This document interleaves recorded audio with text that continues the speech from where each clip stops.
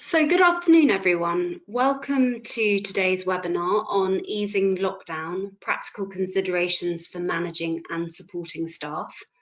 Thank you for joining us today. We're really pleased today to be hosting this webinar in association with one of our HR trusted suppliers, Croner.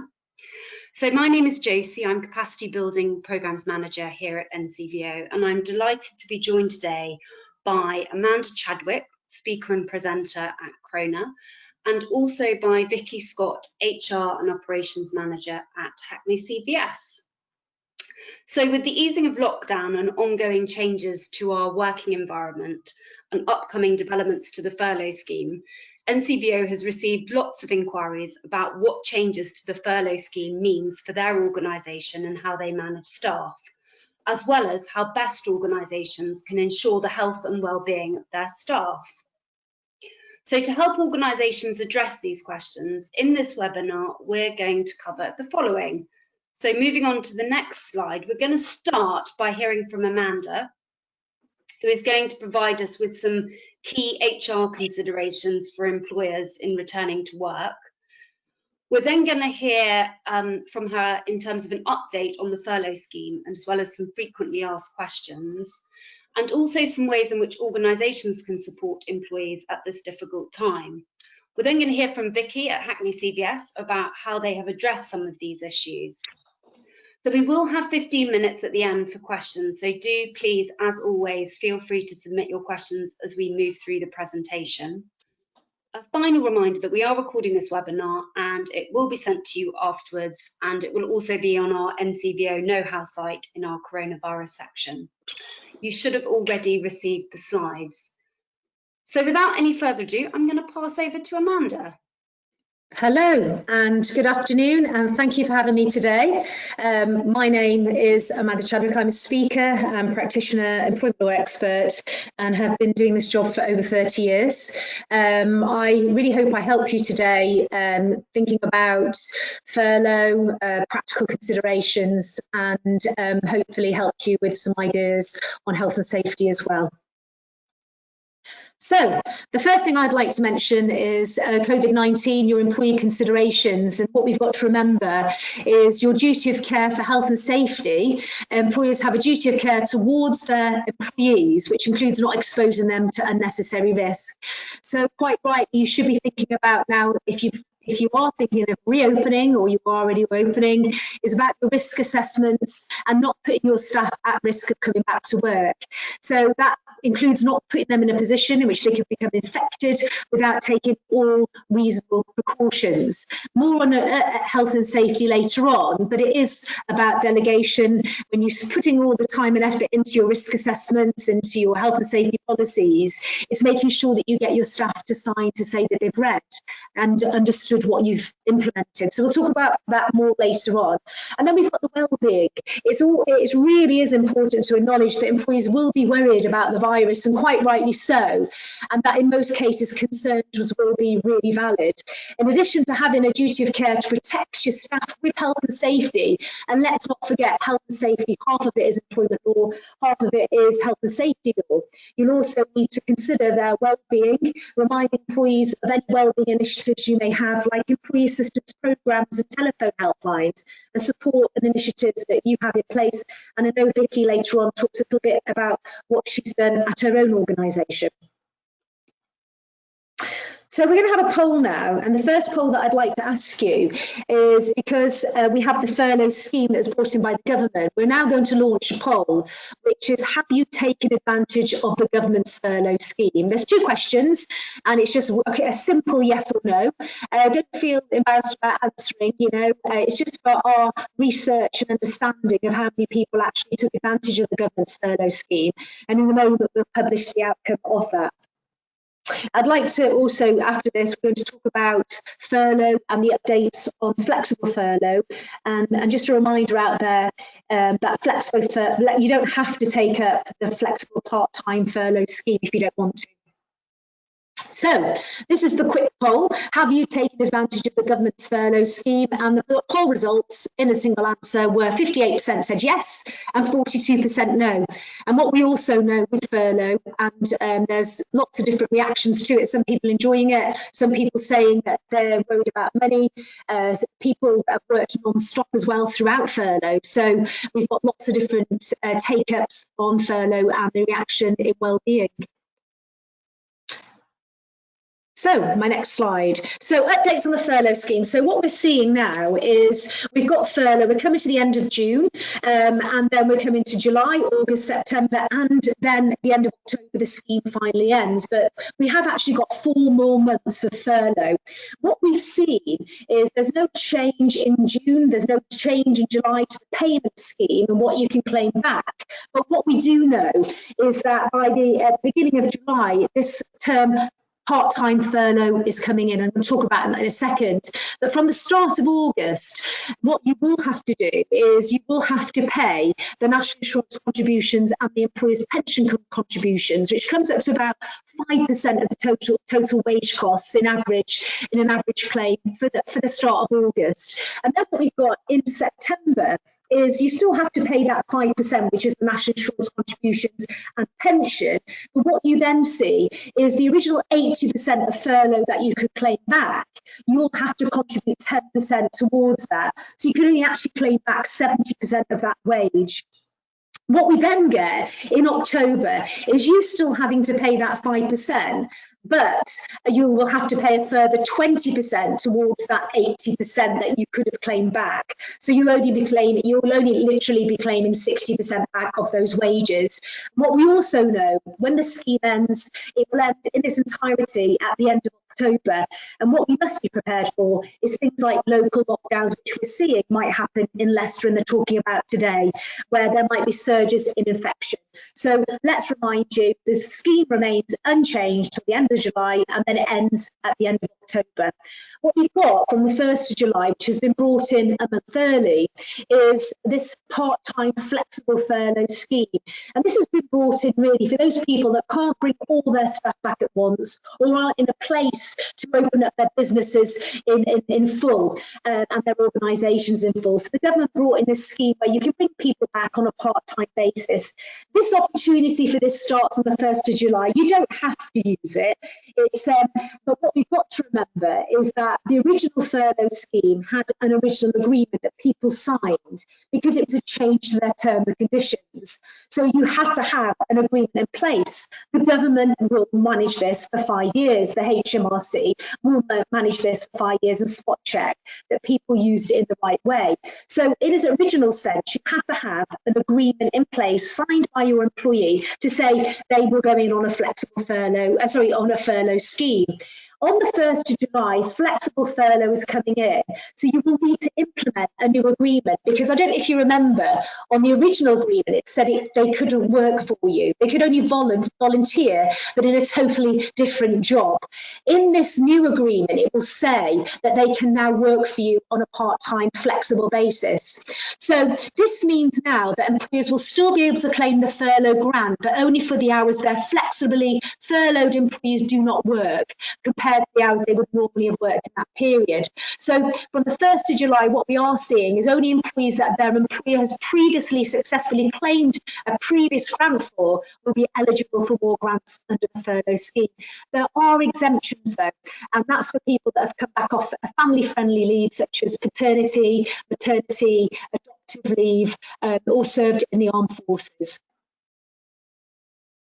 So, lots and lots and lots of questions regarding holidays and furlough. So what we've got here is we've got annual leave. So let me just clear this one thing up, okay? Annual leave, the law changed when COVID-19 hit, 19 for the year that it was discovered. The annual leave legislation was altered by the government to allow employers to carry over any excess leave over 2 years. So what they said is that we're going to, because it's called force majeure, that's the term used in employment law, is that there's exceptional circumstances and employers can carry over any leave over the following 2 years. Prior to that, before COVID-19, it was actually illegal to carry any holidays over from the basic leave over to any other holiday year, and the government changed this term. So we know that people might build up holidays, we might know that people haven't been able to take any holidays because they've been working extra hours, etc. And we know there may be a build up of holidays. Now, annual leave, if you're a full-time worker, probably would get 5.6 weeks, including the bank holidays. And if somebody, for example, is taking a bank, you normally would pay bank holidays, then what would happen is you should be paying somebody 100% of their wages if normally they get paid for their bank holidays or a day off in lieu, for example. Anybody taking annual leave during furlough should also be paid 100% of their salary. So that means you top it up to 100% for furloughed staff. But always check what you've got in your contract regarding allowing people to take holidays and refusing those holidays. It all boils down to what's in the contract. What we've got to remember is that holidays do form part of this working time regulations. And as I said, the government changed that to allow people to enable them to carry holidays over for the next 2 years. What I think is at the end of furlough or during the next few months, people may find that they can't bring people back to work straight away, and they may want to get their staff to take some of that excess holiday. So actually you can force your staff to take holidays, and it's something we do use in employment law, and it's where, for example, at the end of furlough, you can't bring people back to work straight away. You could actually give them double the amount of notice. It is a letter writing exercise, and you write to the staff and say, we want you to take either like a week or 2 weeks or a few days, but you give them double the amount of notice to make them take those holidays. So if it works for you, it's your organisation at the end of the day. You may make utilise those excess holidays by making your staff take those additional holidays and manage it that way through your organisation. You can, when people request a holiday, you can refuse it, but again, check what you've got in your contract. And remember, part of the service and the collaboration we've got with the NCVO is that you've got access to our advice line anyway. We have been around for ever such a long time. If ever you're unsure about holidays, what you've got written down, make sure you do utilise the phone number and always read out what you've got written down, because I wouldn't like you to breach your own contract. And it's not a bad idea at this moment in time to familiarise yourself also with family-friendly rights people have got and flexible working rights, and familiarise yourself with things like days off for dependents and how you could utilise that, parental leave, how you could utilise that, and also flexible working rights that people might be entitled to and how you could utilise those to help your business and help your staff as well, and support them in these exceptional times that we're seeing. Okay, so factors to consider before reopening.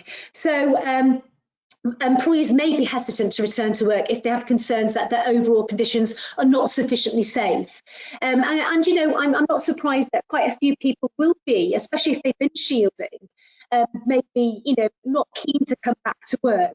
So what we've got to remember is we've got to take people's specific circumstances into consideration. And I always talk about this return to work interview. I speak about it even before COVID-19. Whenever somebody returns to work after a holiday, after long-term sick, after odd days sick, it helps you manage the situation and their specific circumstances. We don't know who's been ill. We don't know who's been ill when they've been on holiday. We don't know anything about a person in the time that they've been away from work. So I always recommend, even before COVID-19, this return to work interview. And what you're doing when you do this return to work interview is you're finding out about people's commitments, you're finding out about what happened whilst they were on furlough or away from work, we're finding out about medical conditions they may have, we're finding out about any anxiety, and we're mitigating that anxiety by reassuring them throughout this return to work interview to let them know of all these health and safety measures that we've put in place. We're speaking to our staff, we're engaging with our staff, and that's very, very important in employment law. It is unlikely all your staff will be able to return at the same time, and there will be those staff that you've got, those employees that not only will be parents and find it difficult to go back to work because of schools or day caring and nurseries being closed, but also because they may be caring for an individual.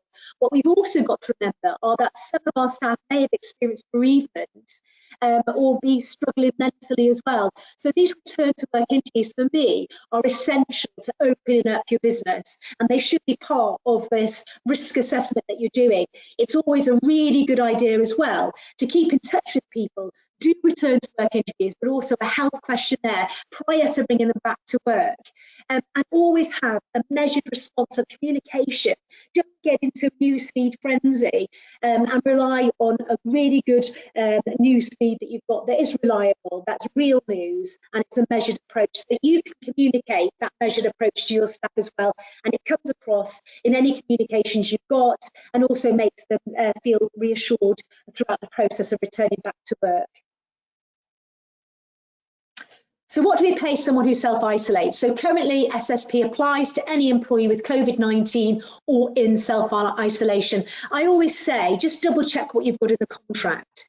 Make sure your written sickness policy reflects what your business provides, so either statutory sick pay or contractual sick pay. And that's why it's so important to manage that return to work interview at the moment, and show that you do take sick seriously and that you manage it effectively as well.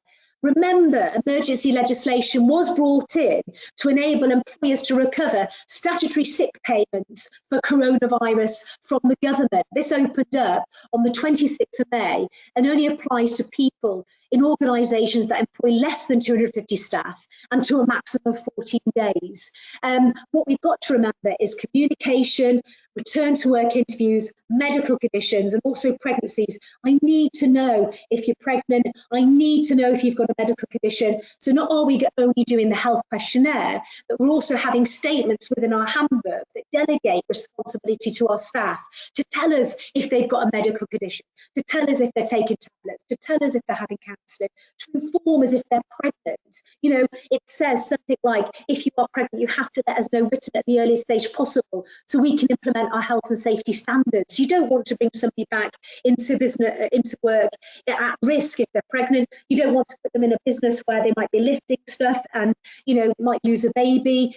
So we need to know if somebody's pregnant. We need to know about medical conditions, and we do this with communication through the handbook and the health and safety handbook as well. Okay, so what happens if schools remain closed? So what you do here is you look into alternatives such as letting your staff work from home or take their annual leave that they've built up.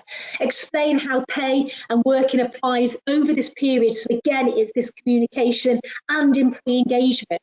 Have clear absence reporting and time off for dependence policies. Remember, dependence leave is from day one. You don't have to serve time for this. And it's not just children here. Let's remember, it's for people that might care for a neighbour or somebody that they look after on a regular basis. But try and keep these staff furloughed as long as possible, and provide your employees with some guidance on childcare if you do have an employee assistance programme, maybe through the employee assistance programme, and ensure all of this is reflected in your company handbook. So what if I temporarily close the organisation due to lack of work or local lockdown infections? So what I'd like you to do is give employees written confirmation of your policies. Now, I don't have time today to talk in depth about all the options I would consider. But for me, if a business is struggling, an organisation is struggling, for me, the last resort for me is redundancy. I would look at lots of other options, which we can help you with at Croner, well before redundancy. So we would look at things like, as I said, holidays. We would look at, you may have local lockdowns, I don't know, or local infections. So we need to make sure that you've got an urgent, you know, a contingency plan in place. But if you, for example, want to lay your staff off, you have to have a layoff procedure in place. If you want to shorten hours, you have to have a shortage of work procedure in place. If you want to move people around your business into other jobs, you need to have a training programme and a flexibility policy in place. If you want to put somebody in a different site because the other site is closed, you have to have a mobility clause within your handbook as well. And these are all things that are really useful to retain your business and make it, your organisation, still viable. So flexibility, mobility, stage returns, layoffs, role adjustments, all require agreement, but also policies in place as well. You can lay somebody off without a layoff procedure, but you'd have to pay them full wages. If you have a layoff policy in place, you can actually lay somebody off with a layoff letter, which we would give you, on a statutory guaranteed payment, and then bring them back when your business or organisation is up and running. So they are, you know, there's always a plan B for organisations out there, but it's something we don't like to talk about, but it's something that we need to talk about today because we've never seen anything like COVID-19 before. So we're going to do another poll now, poll 2. What has been your key concern in managing and supporting staff during COVID-19? So 1, supporting staff's well-being. 2, ensuring we have the appropriate policies and procedures. 3, managing capacity with furlough. And 4, adapting to an online environment. Let's have a vote on that. Let's have a quick poll now. Decide, you know, have a look at that and think about which one actually has been your main concern. And I'll tell you the outcome of the vote in a moment.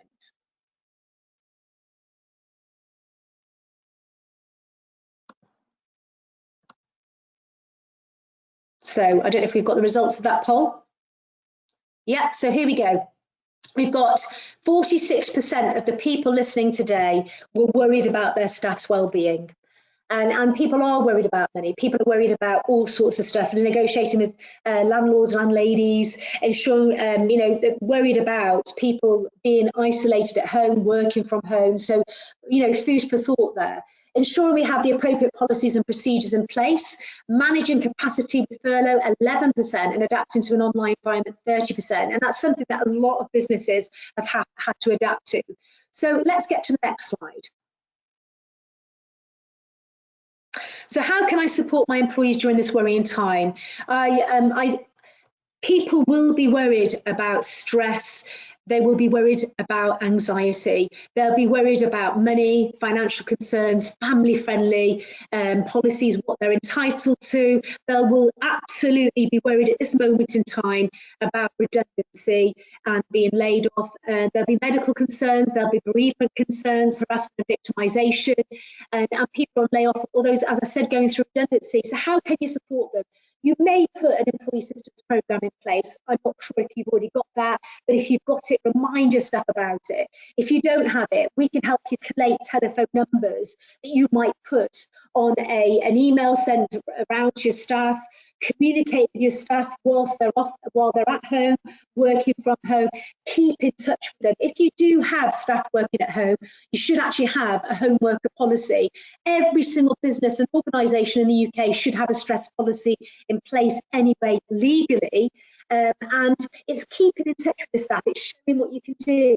It's communicating and letting them know what's available out there. I love credit unions and letting your staff, put your staff in touch with credit unions to let them know if they are having financial concerns. There are organisations like that out there that can support them. So updates on health and safety. So what we've got to remember here, remember I said about this measured approach. I was actually in a meeting before Christmas with the MOD, Airbus and a couple of other organisations talking about artificial intelligence and the way that news feeds and information on our phone are built up from the artificial intelligence built within them. And this is where we get frenzy and news frenzies. What we need to do is when we're bringing back people into work is reassure them. We need to establish conversation and communication. It's really important that the telephone numbers, the email addresses, the home address details are absolutely up to date with what we've got. Because if we're sending letters out, if we're bringing people in for consultation, if we're talking about well-being, we need to make sure everything we're sending to them is actually up to date. And how you do that is in the handbook. In the handbook, it says it's up to them to tell you if they move house or details change about their personal circumstances, so home addresses, etc., telephone numbers. It is a two-way communication, but make sure your leaders are well aware of what your return to work plans are. If you're negotiating as a tenant, make sure that your service agreements with who your land persons are that you've negotiated with them regarding risk assessments, etc. But what you're doing is trying to create a trusting and transparent culture with your staff. You're setting clear the employee expectations to make them feel secure before they return to work. By introducing working from home options, working from home agreements, we're going to have people working on their known as lone workers. So we need to do risk assessments. We need to have lone worker agreements in place, remote workers, mobile worker agreements in place. And that really means that we need to know about any medical conditions they've got. And we use that medical questionnaire. If we're bringing people in as visitors, we need to have visitor policies. And it might be a really good idea to send them out before somebody else, before they turn up at work. And on the visitors policy and in the book, on the left-hand side, it should say where they can go, where they can't go, what they can do, what they can't do, what they can touch, what they can't touch, drawing your attention and their attention to COVID-19 risk assessments that you've got in place and getting them to sign to say that they've read and understood them before they arrive at your workplace. Travel policies in place, clear desk policies, hygiene policies. These are some of the things to think about, and recognise fear and anxiety in those returning to work, and consider, as I said, working from home, employee assistance programmes. But this doesn't end here. You know, once you've done your risk assessments and your COVID-19 risk assessments, which even involves the use of the hand sanitizer, the disposal of tissue, you've seen the government change from 2 metres to 1 metre where possible, still keeping the 2 metres. This is continued. This is not just once done and forgot about. It's a continued test. It's a continued measurement. It's continuing to validate it and adapt as time progresses. And that's the same for your policies and procedures as well.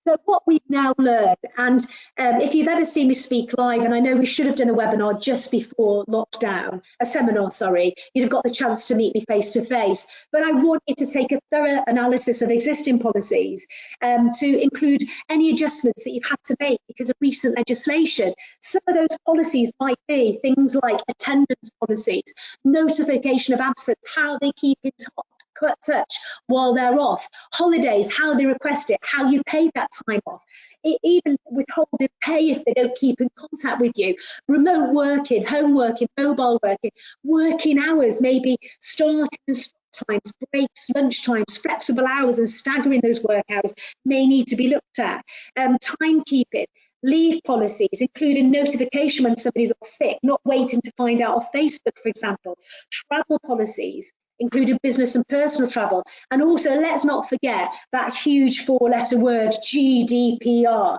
that's still there in the background when we're allowing people to work from home and making sure that we've got that general data protection policy in place. And even if you're in a good organisation with 1 member of staff, there's no let up. You need to have that general data protection policy in place, technology policies, usage, social media and the use of. These are just some of the policies you may want to revisit now that we've had the COVID-19 scenario and pandemic. So thank you. I hope I would say that thank you. You know, I've done my bit on employment law. I've tried to make it as in-depth as possible. There's lots of questions that will come from this, and if it's personal to you, you know, our advice line is there for you to use 24 hours a day, 365 days of the year, whatever scenario you've got and whatever help you want. So my name's Amanda Chadwick. I'm going to hand over back to the NCVO. I'm broadcasting from North Wales. We're still in lockdown at the moment.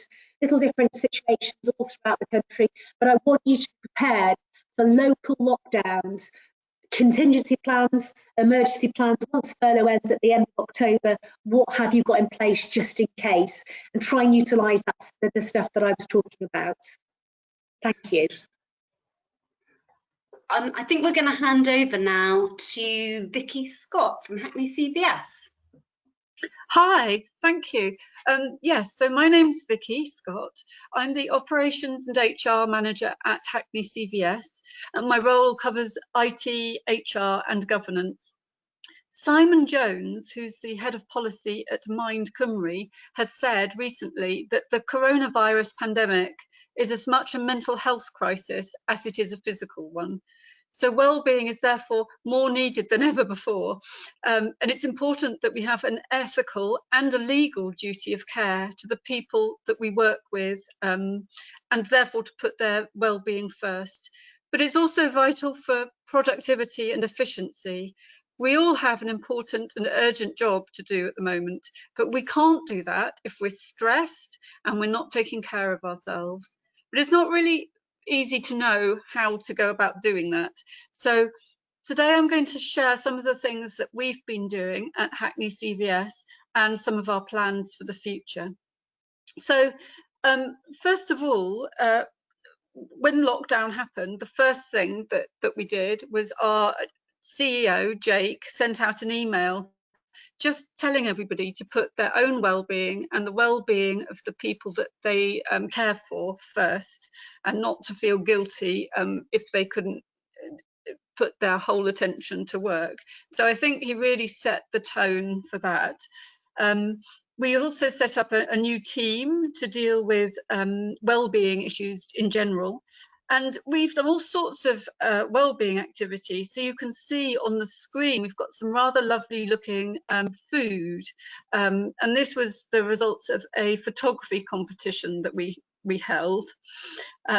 We've also done guided mindfulness sessions, yoga, and we've had a Boost Your Wellbeing workshop, giving practical advice about how you can boost your own wellbeing.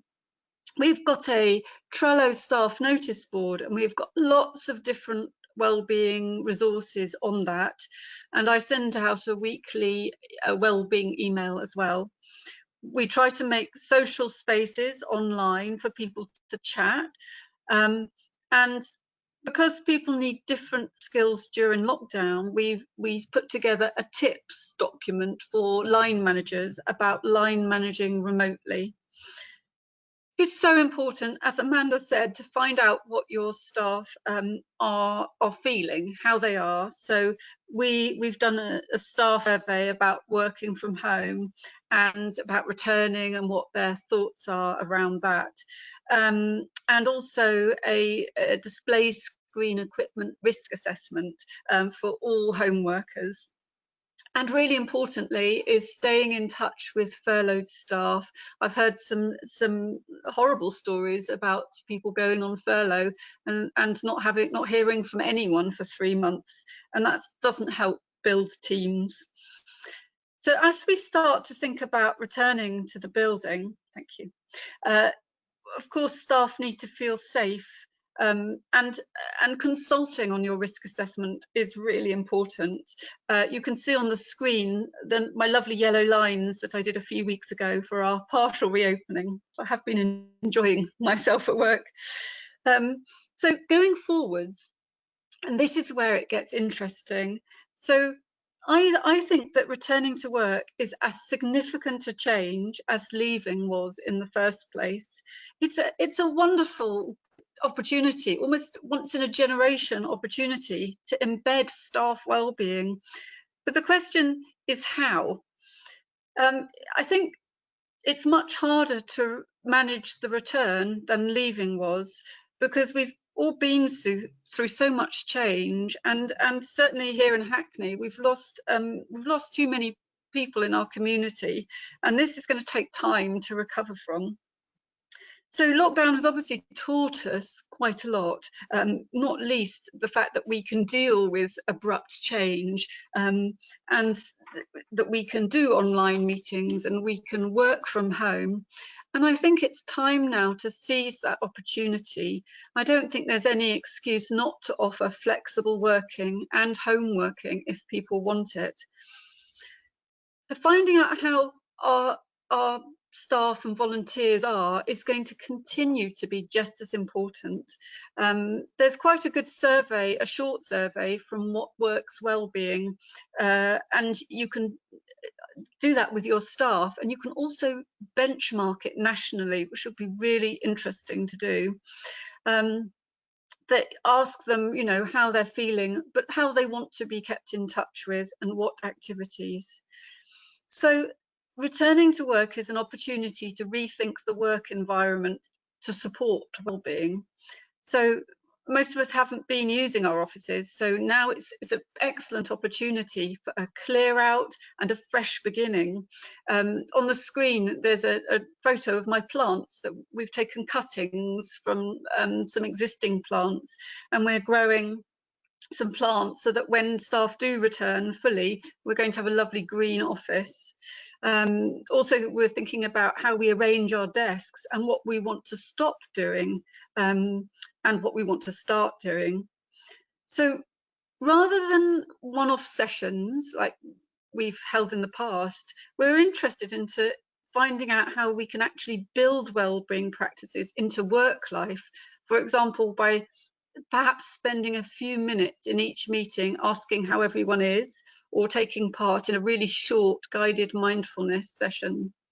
Now, Amanda mentioned the return to work assessments, and I'd like to embed wellbeing into those as well, and take the opportunity to really understand how individuals work, how they support their own well-being, how they manage to take breaks, how they work best, and how they manage their time. And we're going to create a template for that, and I'm going to put that onto the Hackney CVS website in a week or two when it's ready, if you want to have a look. So you can also look at how you can build well-being into existing structures of your organisation, like, as Amanda mentioned, the return to work interviews. They're a wonderful opportunity to ask how someone is, but also things like job adverts. So I think as a sector, we can be really good at well-being. It could be, you know, a thing that we can do really well. So we should be selling that. And things like inductions as well are really important to set out how you deal with well-being in an organisation. And lastly, thinking about the culture of your organisation, and if there's anything that you might like to change going forwards, things like long working hours, or not taking lunch breaks, or not recognising achievements or saying thank you enough. So I hope that's given you some ideas about how you can support wellbeing in your organisation. So I think I'll hand back to Josie now, or Sarah. Thanks, Amanda. That's really great, and I think what you said really brings what Amanda said kind of into life. And I love some of those wellbeing initiatives that you've mentioned. So we're now going to have a look at some questions. We've got about 10-15 minutes for questions. So Amanda, I think the first few are for you, really. So the first one being, can an employer take up the flexible furlough scheme after July, or do they need to apply in July to benefit from the flexible scheme? The what? Sorry, what scheme was that? Sorry. The flexible furlough scheme. Oh, the flexible, right, okay. Yeah. Right. So what they've had to, they should have already enrolled. They should already be enrolled in the furlough scheme anyway. And if they are already enrolled in the furlough scheme, then they can utilise the flexible furloughing scheme. Yes, they can, and they can do that after July. They don't have to start it in July. Great, thanks. Someone's asked a question about is it possible to, if you self-isolate more than once, can you still be paid sickness payment? Right, okay, it goes back to what's in the contract. So I don't know what they've got for sickness in the contract, but somebody who self-isolates since for COVID-19 symptoms, what we say is that the first 2 weeks, obviously, they can claim back from the government for statutory sick pay. But this is an area where it really does boil down to what it says in your contract and what you say. I would try, if you get more than a person self-isolating more than once, I would look at maybe letting them work from home, unpaid leave in some cases if it's more than a few times, but generally it just really go back to what you've got in your contract. But self-isolation, it's only the first 14 days they get SSP. But what you could have, you see, is you could have people manipulating the system and self-isolating without any proof for more than one incident. So I'd log it as an incident. I would pay SSP for the first 14 days. Again, it goes back to your contract. And after that, I would manage it where possible with working from home if they have to, or maybe holidays if possible, and then finally unpaid leave. Great, thank you.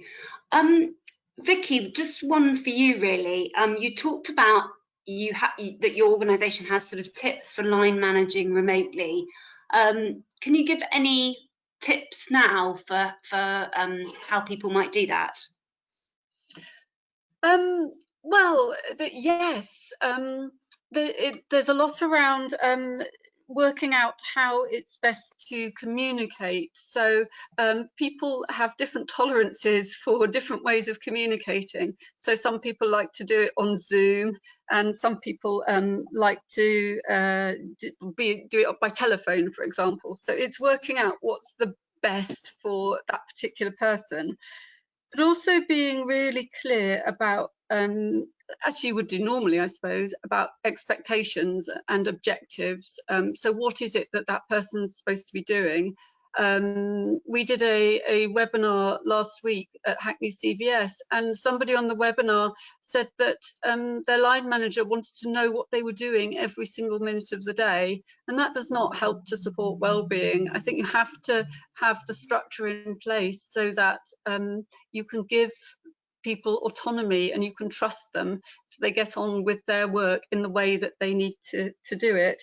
Because I think during lockdown we all have different situations, whether you're working, you're on your own, you're isolating, or you've got a family. People have different competing priorities, so we have to let people find a way of working that suits them. Great, thank you. There is a couple of comments here about where people can access things like a health questionnaire template and sort of template policies and procedures. Just before I ask Amanda to comment on what Croner has, just to mention that on our NCVO know-how site, we do actually provide organisations with some template policies and procedures for you to use, and at the moment those are open to all organisations. So I will put a link to that in our follow-up email to this webinar. But Amanda, do you want to comment about what Croner has available in this regard? Yeah. Well, and I will point out, that every situation is different, every organisation is different in their requirements. So what we tend to have is we have the health questionnaire, which is something I've spoken about it with COVID-19 and the use of bringing people back to work. It's never too late to do a health questionnaire, but it is there to use for health and safety purposes. That's the main reason for it.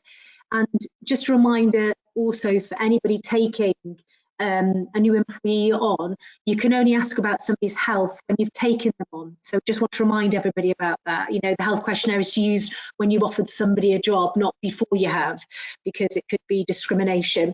And it's just a fact-finding exercise, and the health questionnaire is available with Croner. The help with statements within your employment law handbook and your safety handbook, also we can help you with that. And this is another way where you're delegating responsibility and authority from yourself. So when you run an organisation, and my heart goes out to everybody at the minute, because there's lots of people out there that are so busy. We haven't got time to think about who's pregnant, who's got a medical condition. We can only ask the question on the health questionnaire and in our handbook, and we depend on our staff's honesty. So what we try and do is delegate that responsibility and authority to our staff through the handbook and safety handbook by saying, if you have a medical condition, it changes, you're having counselling or taking tablets or you're pregnant, you have to tell us. And that's because if we are going to place you in a position where you are, as a mobile worker, visiting our clients, where you might be working on your own, we need to know if you've got a medical condition for safety purposes. And the health and safety executive is not kinder to people that work in a charity, for example. The same law applies, and that's why it's so important to make sure that we find out about medical conditions, just to protect our organisations. So health questionnaire, the statements, we will help you with those, no problem whatsoever. Great, thank you. We've had a couple of questions in about carrying annual leave over, Amanda, and just a question with regards to whether or not the carrying over of annual leave can apply for all staff, not just furloughed staff. And then a second question to that is, if you feel that staff should be taking leave for their health and well-being, I think you have sort of touched on this briefly, but maybe to re-emphasise the point, can you force staff to take a certain amount of leave at different points during the year? Okay, so the first question is that 2 weeks leeway. Remember, up until the COVID-19, you couldn't carry leave over from the statutory minimum. And even if you carried it over to the 1.6 weeks, you had to have a written agreement. That was the law. It changed for COVID-19. And the government said all companies, all organisations can carry leave over now because it's out of their control for the next 2 years. So that applies to everybody, even staff that aren't furloughed. And let's remind you, you accrue holidays during furlough as well. So that's the first question answered, all staff. And then what we've got is we've got the question. I can't remember what the question was, Lucy, sorry, because I've got carried away. Okay. It was just the point that if you feel that staff should be taking leave for their health and well-being, can you force staff to do so? Right, okay, what we've got to consider here is kid gloves. You know, we're saying to somebody, we think that you need time off, but on my business card it says it all starts with a conversation. I'm a true believer in employee engagement, incentivising those, because they will be your best asset that you've ever got. And when times like this happen and you want to negotiate with your staff, if you've engaged with them throughout employment, you know, and looked after your staff, then they'll be more acceptable to any changes you've got to make, or any delicate conversations you've got to have. If you feel that your staff are showing signs of a well-being issue, or that, you know, they're showing signs of stress or anxiety, it may be that you do want to have that conversation with them and speak to them about it, and agree with them that maybe it might take some leave. However, if you don't want that conversation, you just want to force, you know, your staff to have that annual leave, then you would have to advise them that we want you to take a couple of weeks off, because we're giving you 4 weeks notice for those 2 weeks.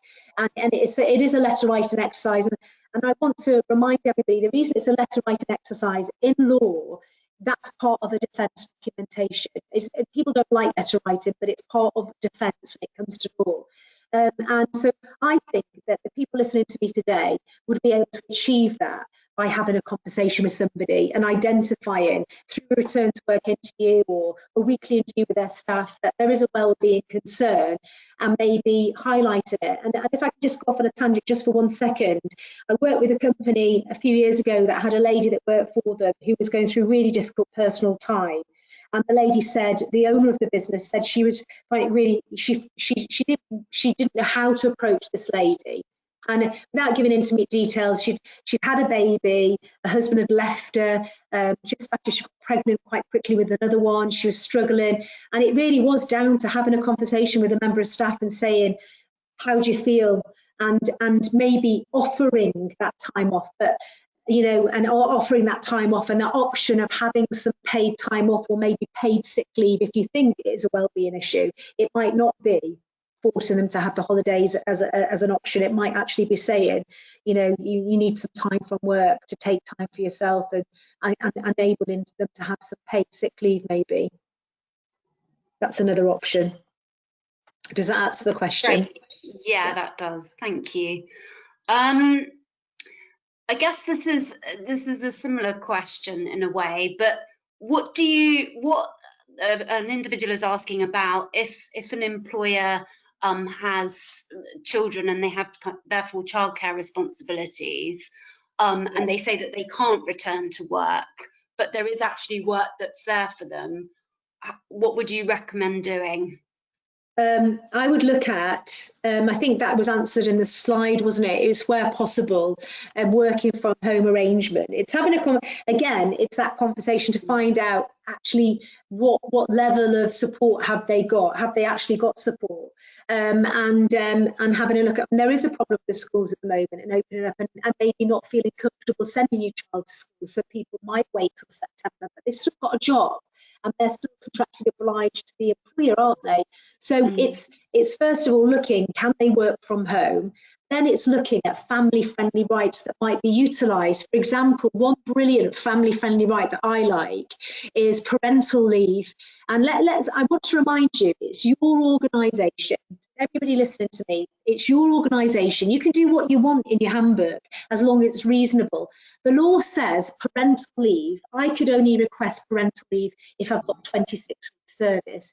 You may change that because you want to make your business more flexible and organisation more flexible. And that means that I could request and say to you with notice, I've got problems with childcare, please could I have up to 4 weeks in 1 year unpaid? And usually people have 26-week service for that, and usually people use it in the summer holidays when they're struggling. But it means that the organisation can plan around that. So you might want to work from home, you might want to do parental leave, you might want to let them take holidays, and then eventually, you know, you're going to have to make that decision of whether they're coming back to work and how they're going to come back to work, because they do have a contract with you.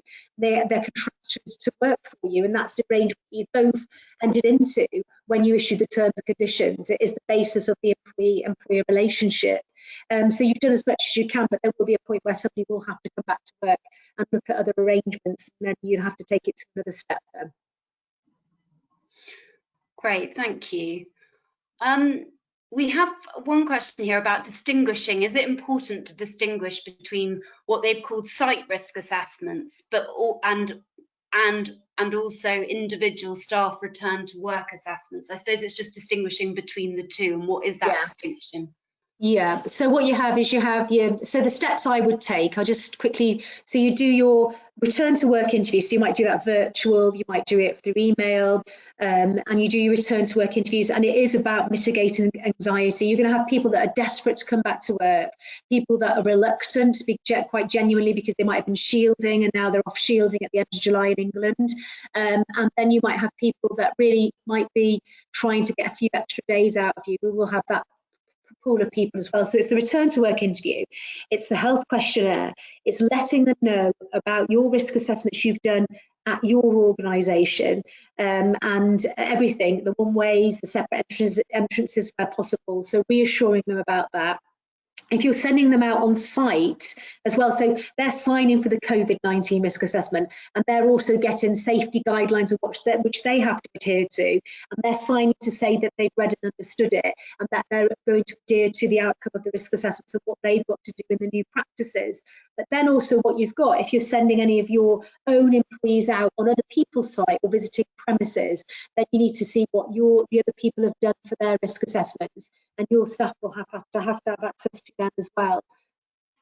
So that's the process that you should be following. Great, thank you.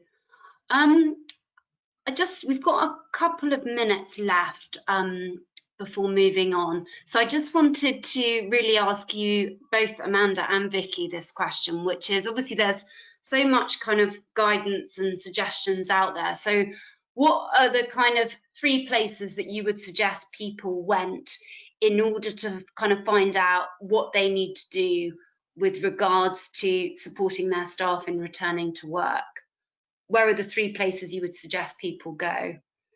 Amanda, do you want to start? Yeah, I would go to the government website for local lockdowns, their local council websites for information about health and safety, for information about risks and the infections. I would listen to the government announcements, no other websites. I would listen to government websites. I would listen to government news feeds and local authority news feeds. That's for information about COVID-19, local lockdowns and health and safety, for example, health and safety executive. For advice and support for my employees, I would link with a lot of your voluntary organisations that you've got, and I can't tell you how much. I do webinars on debt, and I always refer people that email me and speak to me afterwards, and I get lots of distressing emails. I always refer them to credit unions and local credit unions, of which I know that you do support. So I definitely always mention credit unions and the support that they give to people that are in debt. I know there's lots of debt charities out there, and that's a big concern for people at the moment. And obviously, an employee, if they're worried about their employment law, then and where they stand, I absolutely support the Citizens Advice Bureau for everything, from any access to everything. They're absolutely brilliant. So I would also put them in touch with Citizens Advice Bureau if ever they need any information about employment law, health and safety law, whistleblowing, or anything like that, or landlord arguments as well. Amanda, just from your experience, do you have anything to add? What I would add is that the messages I always say in employment law is, well, yes, we're here to support the organisation. That's what Croner does. But your staff are your best asset. and happy staff make your organisation all the better. I would not like my employees to come to work and hate every single minute of it. I want them to enjoy where they work, and I will do my best to make that a brilliant place for them to work. But at the same time, I am running an organisation, and I've got to protect something that's been built up and utilised for ages. So I've got to abide by the law as well. So just utilise the advice line. Use the policies, use the procedures, the documentation. If you're ever worried, always get a second opinion. Even I do that, get a second opinion. If you don't just guesswork with something like a layoff or shortage of work or change in terms and conditions. But remember, everything can be sorted with a conversation. It all starts with a conversation as far as I'm concerned. Sorry, Vicky, I wanted to bring you into that. Did you have anything, just sort of any final places where people can go that you've used that you think would be helpful?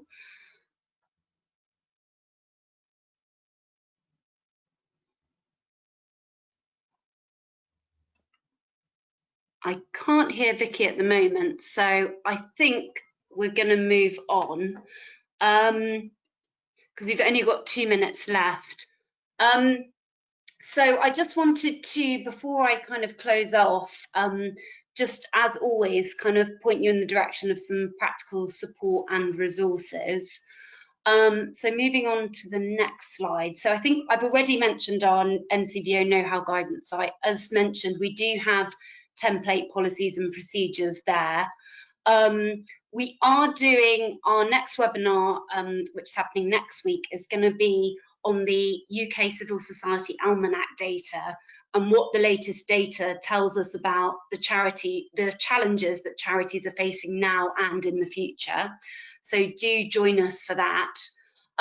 We will, as always, be sending out a feedback form after this webinar, so do feel free to let us know your thoughts and any suggestions for future webinars. Moving on to the next slide.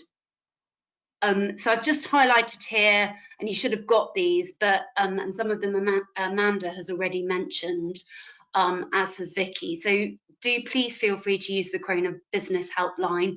That is open for all organisations. Hackney CVS also have some really useful resources for organisations on their website. And then finally, on our NCVO web pages, we do have some guidance linking to some other useful sites about supporting staff and volunteers, and also about employee rights and entitlements. So do have a look there.